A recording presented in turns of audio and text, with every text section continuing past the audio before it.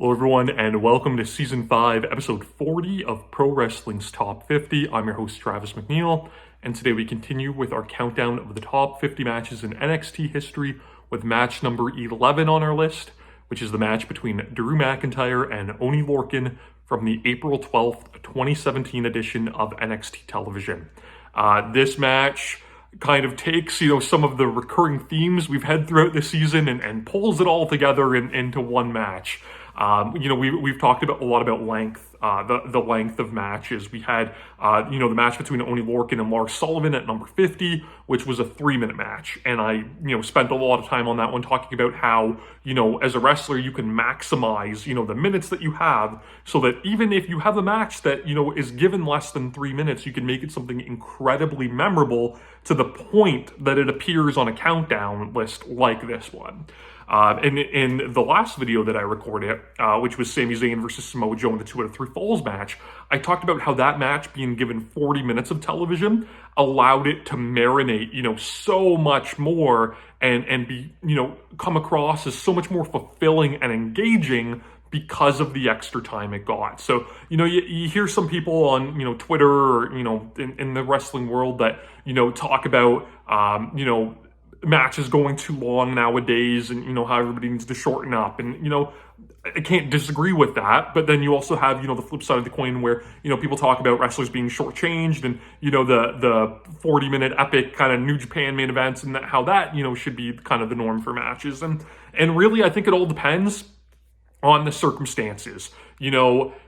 Not every match can be a half hour long, and that's okay, but can you make the most of the time you have? And, some matches, your main events, might go longer, but if you're using that time well, then, there's nothing wrong with that. So I sit comfortably in the middle that, I think a good wrestling match is a good wrestling match, and I don't, have these preconceived notions regarding time.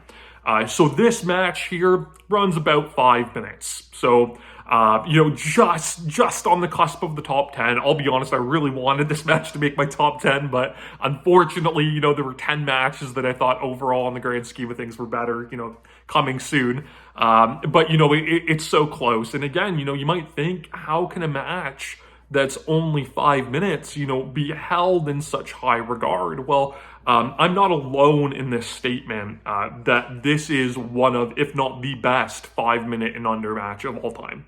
I talked about this, like I said in the Oney and Lars video, where, they had less than 3 minutes and they maximized every second of that match to make sure that every single thing meant something. So if you take that match as your template and you add 2 more minutes on it, which are, 2 meaningful, important, well-used minutes that, contribute to the overall story and impact that this match has, of course, it's going to be better.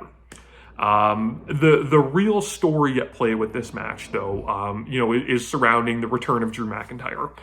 So I'll take a couple minutes to talk about Drew McIntyre. He's someone that when he landed on, the WWE roster coming out of FCW, he was given this chosen one gimmick by Vince McMahon, in storyline, where he was basically, the prototype wrestler that Vince McMahon looks for. He's tall, he's good looking, he's got a good body, and he had all of those tools. And, for whatever reason, he really didn't connect, whether it was the character he was given, whether it was his style. And, he was coming up in a time where you had guys, like Punk and Danielson, and you were starting to see like a little bit of a shift in, the WWE style where, these kind of, more muscular, kind of methodical wrestlers, really, we're kind of starting to be phased out a little bit. I don't know if that was it or what happened.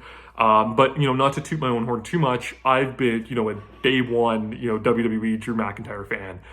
Even during that chosen one stuff, I thought, I actually really liked that storyline. I thought his whole thing, regarding the Intercontinental title with Kofi Kingston and him being, awarded it after, Kofi had to struggle through a tournament and everything like that. I thought it was really good television, and it was in an era that I feel is really underappreciated now for SmackDown, where they were producing, these great quality matches and some good storylines too. But where Drew McIntyre really flourished in those early days was on the B shows. And so you had Superstars, which was a revitalization of, the 80s and 90s, show that I grew up on. Where they put it on WGN America, and it would be an opportunity, for all of these mid-card guys to kind of, get some ring time and get some matches. And there were basically, matches shot before, Raw and SmackDown. So therefore, they had the benefit of kind of having a little bit of a hot crowd for a lot of them because, it's the first guys out the curtain, right? So the crowd's kind of energized, ready to see some wrestling. And, these matches, they felt, in comparison to what you'd see on Raw and SmackDown, a lot more like underproduced, where these guys, had a little bit more freedom to have, these types of wrestling matches that they wanted to have. And it, wouldn't be uncommon to see a match get 10 or 15 minutes on there. And this is where Drew McIntyre excelled, because he would do all of these little things, and he would have all these little intricacies to his wrestling, that would really stand out to me, and I would really, really appreciate. And, this was in a pre-Twitter era. This was, 2009, 2010. So really all we had is we could go on the message boards and, say, make sure you check out, Drew McIntyre versus Chris Masters from Superstars this week, or, make sure you check out Tyson Kidd versus Hunico, or, whatever, was the hot match that week on Superstars, and, people could watch it or they didn't. But, he was really, really, really good. And WWE, they gave him this, push right out of the gates, and they kind of, went back on it a little bit and never really gave him much more from there. He had a feud with Trent Beretta that seemed promising, and Trent Beretta was another, really underutilized WWE guy. But, it never really went anywhere. Then they kind of did this, unique sort of romance with him and Kelly Kelly, where, she was a face and he was a heel, but, they kind of fell in love a little bit, and that could have been really interesting, and nothing really came to fruition. And it seemed like maybe, he was going to feud with Edge over the world title, and that didn't happen.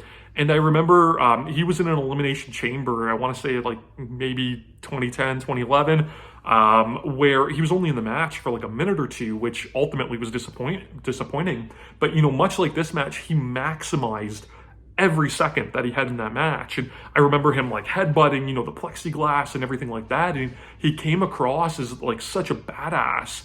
And I was like, man, like this is where they need to run with a Drew McIntyre, and it would really work for him. But what did they do instead? They put him in 3MB, and bless those guys' hearts. Heath Slater and Jinder Mahal and Drew McIntyre, they tried to do whatever they could with that gimmick to make it entertaining. But at the end of the day, it was a comedy group.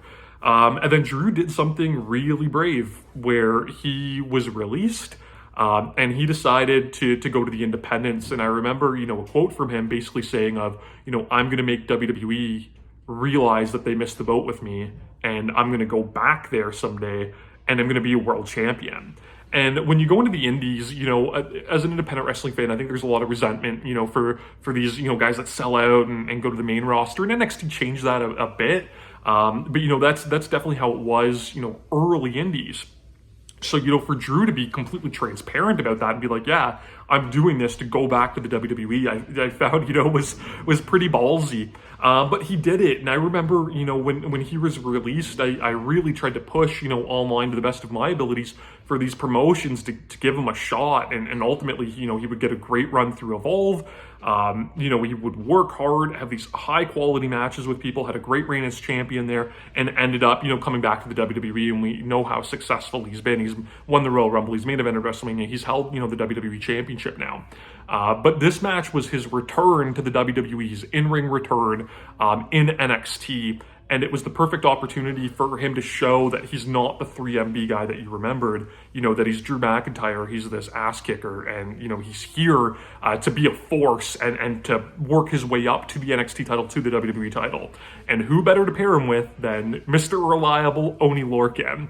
And in this match, it's so great because, it's this excellent presentation of Drew McIntyre where you watch this match and either you've never seen this guy and you're like, wow, he's amazing. Or, you remember him as being a part of 3MB and you watch this match and you're like, well, this guy's changed. Like now he's a main event player. But also you watch this match and, of course it's all about you showcasing Drew. But you see Oney Lorcan and you're like, this dude's a badass. Like he's bringing the fight and hanging in there. And that's what he does so well. And, He's out of the WWE now. We've mentioned this in these videos. He's about to make his return to independent wrestling, this weekend, as of the time that I recorded this video, and he's going to tear it up because, Oney Lorcan, Biff Busick is so good. But this match, for short as it is, like I said, everything matters. And it's kind of similar to the Lars match in a way that, Oney starts this match and, maybe figures that he's fighting this prototypical WWE guy, and he, goes for a headlock, right? He's traditional pro wrestling match. I'm going to grab a headlock. He's immediately muscled out. And then, Oney kind of goes into this, like he does in so many matches where he's like, I just have to throw my body and do what I can. And he runs right into an overhead belly-to-belly suplex, which is just wild, and it looks so good. And he goes to the floor, just for a brief second to kind of regroup and be like, all right, need to change my game plan. I'm going full bore at this guy, and one of us is going to get knocked down and not get up. So he comes back into the ring and he just, starts hitting all of these running Euros that he does. It's enough to knock Drew to the floor. He hits that crazy, just wild toe pick on Hilo that Biff does where he just throws his body as a weapon. And he tries to keep the fight on, and he goes to the top rope, and he goes for this cross body to the floor, and Drew catches him and then just hits this tilt-a-whirl slam onto the ramp, which is just this brutal. And that, takes us to a commercial break. So even though this match is short, it gets that little commercial in there. But when we come back, it's, again, just Drew completely dominating. He hits another overhead belly-to-belly suplex. And Oney is just trying to stay alive in the fight. He blocks a charge. He does, that like rollover kind of the body that he does, and he catches this flipping blockbuster, and it's just this constant go, go, go pace that he's using with hurling his body and trying to do whatever he can to, defeat this bigger, stronger opponent that was, established immediately that Drew has all of these physical advantages. Drew goes to the top rope and, blocks something with a headbutt. And, they're fighting on the top, and Oney kind of knocks Drew down into like a tree of woe position and decides, well, like, I'm going to go for a double stomp, right? Like that's the only move I can really hit from here. And it leads to a spot that, Drew was doing on the indies, but again, WWE, so it came across so great and unexpected where, he sits up in the tree of woe, which takes a crazy amount of core strength. He grabs Oney Lorcan by the skull and just completely throws him over his head. It was amazing. The crowd went nuts for it. At this point, Oney's on the ropes, so he does what, the only thing he knows what to do, very much like the Lars Sullivan match where he just starts slapping the hell out of Drew, grabs the beard, starts slapping. Drew at this point goes for a charge, and Oney tries to block it again with another boot like he did earlier, but Drew turns around, grabs Lorcan's, legs around his head, basically like in a reverse Alabama slam position, and hits that pancake out of it. It's a reverse Alabama slam. I call it cruise control. There was a tag team, the North Star Express, Darren Corbin and Ryan Cruz. They would use that as a double team offensive maneuver. So he just plants him with that. Again, the crowd's never seen anything like it. And then he hits the Claymore that just completely turns Oney inside out, and it's enough for 3. And, this is a match that like really shows this hard-hitting violence, that makes wrestling look like a fight. And in the WWE, we're used to these characters and this overproduction, but here you have two guys just going out fighting. And I think that, that's something that, especially, if we go back a couple of years where, MMA and UFC had gotten so popular, that this was something I think there was a really big appetite for in mainstream pro wrestling that, really wasn't utilized. These short, action-packed, grittier matches like this. And it's something that I feel like AEW, is now used to an extent and is able to kind of balance kind of well. And it's really working for me with them. And it's something that, WWE could certainly go back to the well with if they need to, especially when they have guys like Drew McIntyre and Sheamus, those guys that aren't afraid to hit and take a hit on the roster. And we've seen that a little bit with them. They kind of had some gritty, brawls and stuff like that again, were really well received. This match, though, I've watched it so many times, and every time it's just this energetic, heart-pumping thrill ride. And again, it just shows how you can use a small amount of time to, get across everything that you want to get across through the course of your match and create something that is, unbelievably memorable. The point that, 5 years removed, people like myself and others still champion this match as much as we do. You can watch this one, of course, on Peacock. If you're outside the US, it's on the WWE Network. You can subscribe to my channel here on YouTube so that you never miss a video. Follow me on Instagram and Twitter at Wrestling50. And please join me again tomorrow as we continue to count down Pro Wrestling's Top 50.